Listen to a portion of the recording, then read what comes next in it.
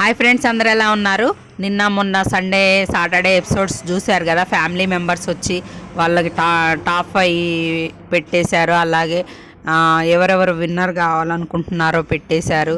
అలాగే అదంతా మళ్ళీ యాజ్ ఇట్ ఈజ్గా ఇలాగే జరగాలని ఏం లేదు, చేంజ్ కూడా చాలా అవ్వచ్చు వాళ్ళు పెట్టిన వాటిల్లో. ఇంకా అవినాష్ అయితే నక్క తోక దొక్కిండు అనమాట. ఎవిక్షన్ షీల్డ్తో మళ్ళీ సేవ్ అయ్యిండు అనమాట. లీస్ట్లో ఉంది అవినాష్, తేజ. వీళ్ళిద్దరిలో తేజకి ఓట్స్ పడ్డాయి, అవినాష్కి ఓట్స్ తక్కువ పడ్డాయి అనమాట. మళ్ళీ సేవ్ అయ్యిండు. ఆ తర్వాత లైవ్లో ఏం జరిగింది, ఈరోజు నామినేషన్స్ అయితే టీఆర్పీ ఇలా వెళ్ళిపోతుందనమాట. హైలైట్ సీజన్కే హైలైట్ నామినేషన్స్ జరగబోతున్నాయి. బయట నుండి ఓల్డ్ కంటెస్టెంట్స్ పోయి నామినేషన్ చేశారనమాట లోపల ఉన్న వాళ్ళని. సోనియా, నిఖిల్, ప్రేరణకి రచ్చే, అలాగే యష్మి, నిఖిల్కి కూడా రచ్చే. ప్రోమో చూశారు కదా, సోనియా అడుగుతుందనమాట నిఖిల్ని, ఆ అమ్మాయికి నీకేంటిరా రిలేషన్ అని. తను నేను చెప్పేశాను, నేను దూరంగా ఉంటున్నాను అంటున్నాడు. కానీ ఏం లేదు, వీళ్ళు నాకు తెలిసి మీకు ఫ్యాన్స్ ఎవరు ఉంటే కోపం వచ్చినా నాకేం నష్టం లేదు. ఈ కే బ్యాచ్లో ఉన్న ఇద్దరు అబ్బాయిలు కూడా అమ్మాయిల సెంటిమెంట్తో ఆడుకుంటున్నారు. పృథ్వీ అయితే విష్ణుప్రియ అని వాళ్ళ ఫ్యామిలీ కూడా చాలా ప్లాన్ ప్రకారం వచ్చారు. విష్ణుప్రియకి బయట ఫ్యాన్ బేస్ బాగుందని తెలుసు. తనైతే గేమ్స్ ఆడితే తప్ప అసలు ఎక్కడా కనపడ్డు. ఫస్ట్లో అదే టాక్ వచ్చింది. విష్ణుప్రియతో ఉండడం వల్లే తను హైలైట్ అయిందని తెలుసు. అలాగే ఉండమని కూడా వాళ్ళ ఫ్యామిలీ మెంబర్స్ హింట్ అయితే ఇచ్చారు. అది ఇక్కడ వరకే వాడుకుంటారు వాళ్ళు. తనకి గర్ల్ ఫ్రెండ్ ఉంది పృథ్వీకి బయట. వాళ్ళు 5-6 సంవత్సరాలు రిలేషన్స్లో ఉన్నారు. అదే మాట ఆ అబ్బాయి ఏదో చెప్పిండు కదా, అయినా తన దగ్గరికి వెళ్తుందనే టాక్ బయట చేస్తున్నారు, బ్యాడ్ చేస్తున్నారు. కానీ పృథ్వీ ప్లాన్ ప్రకారమే నడుచుకుంటాడు. అది తను నాకు గర్ల్ ఫ్రెండ్ ఉందని చెప్పొచ్చు కదా, నాకు బయట గర్ల్ ఫ్రెండ్ ఉంది, నేను బయటకు వెళ్ళాక మేము ఇద్దరం పెళ్లి చేసుకుంటున్నాం అని చెప్పొచ్చు కదా. నిఖిల్ వాళ్ళ మమ్మీ వచ్చినప్పుడు నిఖిల్ అడిగాడు కదా, మంగళూరు సంబంధం ఇదా, ఇది ఈ సంబంధం అని అడుగుతుంటే వాళ్ళ అమ్మ ఏం చెప్పింది, వాడిష్టం అని చెప్పింది కదా. అమ్మాయి స్టేజ్ మీదకి వచ్చినప్పుడు కూడా చాలా బాగా కవర్ చేశారు. వీళ్ళిద్దరు బయట రిలేషన్లో ఉన్నారని తెలిసింది. మంచిగా అమ్మాయి ఫేమ్ను వాడుకోవడం కోసం అమ్మాయితో తిరుగుతుండు పృథ్వీ. నిఖిల్ వీళ్ళు కూడా అంతే. నిఖిల్కి కావ్యతో బ్రేకప్ అయి చాలా రోజులైంది. అయినా కూడా తనని తలుచుకొని బాధపడుతుండు మొన్న. కానీ తను మాత్రం బయట రచ్చరచ్చగా పోస్టులు అయితే పెడుతుంది. ఆడపిల్లల సెంటిమెంట్లతో, వీక్నెస్లతో ఆడుకుంటున్నారు తప్ప గట్టిగా స్ట్రైట్గా చెప్పి పడేస్తే వాళ్ళ జోలికే పోరు. అంత ఇదేం కాదు కదా. అదే అనమాట. విష్ణుప్రియ అయితే ఆ అమ్మాయి చాలా ఇది కదా, అసలు చాలా ఆ పిల్ల అంత తెలివి ఉన్న పిల్ల కాదు కాబట్టి ఆ అమ్మాయి అంత దూరం ఆలోచించలేకపోతుంది. ఇంకో విషయం ఏంటంటే వాళ్ళ బ్యాచ్లో వాళ్ళ నలుగురే బ్యాచ్. నేను ఫస్ట్ వీడియోస్ నుండి చెప్పుకుంటూ వస్తున్నా, విష్ణుప్రియ, నబిల్ వాళ్ళ బ్యాచ్లో లేరు. వాళ్ళిద్దరిని యూజ్ చేసుకుంటున్నారు వీళ్ళు. వాళ్ళ ఫేమ్ని అడ్డం పెట్టుకొని, వాళ్ళ ఇదిని అడ్డం పెట్టుకొని వాడుకుంటున్నారు. అది ఈరోజు కూడా ప్రూవ్ అయింది. ప్రేరణ అయితే గౌతమ్ ఎలా సేవ్ అవుతున్నాడో, అసలు మొన్ననే వెళ్ళిపోవాల్సినోడు అందరు వచ్చి టాప్ 5లో పెడుతున్నారు. ఎవరు టాప్ 5లో ఎక్కువ మంది పెట్టట్లేదు. విష్ణుప్రియ ఎలా సేవ్ అయిందో, చివరికి యష్మి ఎలా సేవ్ అయిందో అని కూడా రాత్రి లైవ్లో బాధపడుతుంది ఆ అమ్మాయి.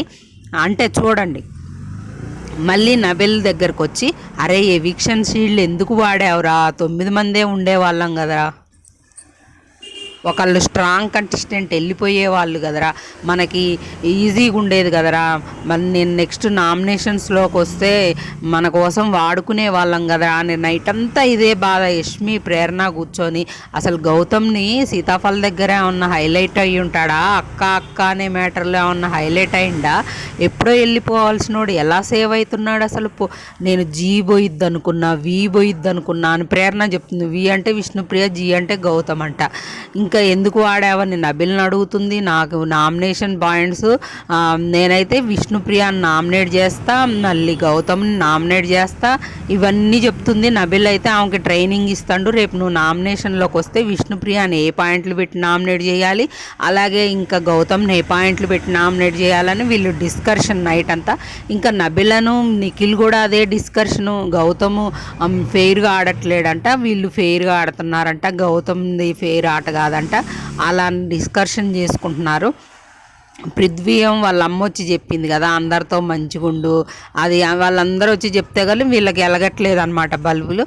అందుకు పోయి అవినాష్ దగ్గర కూర్చొని మాట్లాడు. నిఖిల్ యష్మి గౌతమ్తో క్లోజ్గా ఉంటుందని ఎంత రగిలిపోయిండు, ఎంత రచ్చ చేసిండు, ఆ విషయం తెలీదా? మళ్ళీ పైగా తిరిగి నిన్న ఈరోజు సోనియా నామినేషన్ చేసేటప్పుడు నేను అమ్మాయిని దూరం పెట్టా, అమ్మాయితో అసలు దగ్గరే ఉండట్లేదు అంటే యష్మి అన్నది నువ్వు నా దూరం పెట్టినవా? నిజంగా దూరం పెడితే నీ జోలికే రాపోయేదాన్ని, నేను బ్యాడ్ అవుతున్నా ఇక్కడ. అంతే, ఆడపిల్లలు బ్యాడ్ అవుతున్నారు, మగోళ్ళు బాగానే ఉంటున్నారు, వాళ్ళని కూడా బ్యాడ్ చేయట్లేదు, ఆడపిల్లల్ని బ్యాడ్ చేస్తున్నారు బయట. అది వాళ్ళు తెలుసుకుంటే బాగుండు. ఇంకా లైవ్లో అదే పృథ్వీ అవినాష్తో కూర్చొని నిన్ను నామినేట్ పోయేవాడినే నేను, కానీ ఫస్ట్ వీక్లో నాకు మా వాళ్ళ మీద పాయింట్స్ లేక అది ఇదని చెప్పుకొస్తాడు అనమాట. ఇవన్నీ వీళ్ళ గేమ్ ప్లాన్ అనమాట. నామినేషన్ చేస్తారేమో, రేపు మళ్ళీ నామినేషన్లో వేస్తారేమోనని పాయింట్స్. అది ఒకటి మెగా చీప్గా ఉన్నాడు కదా, సేవ్ చేసే ఆప్షన్ ఒకటి ఉంటుంది కదా, అందుకోసం అని. ప్రేరణ అయితే అవినాష్ని ఎందుకు సేవ్ చేసినావు, షీల్డ్ ఉంటే నన్ను సేవ్ చేసేవాళ్ళవి కదా అని భయం అయితే ప్రేరణకైతే ఎలిమినేషన్ భయం బాగానే పట్టుకుందనమాట. అదే నాగార్జున గారు చెప్పారు కదా, నామినేషన్లోకి వస్తేనే మీరు రాకపోతే ఇట్లనే ఓటింగ్ తక్కువ పడుతుందని, అట్లా అనమాట.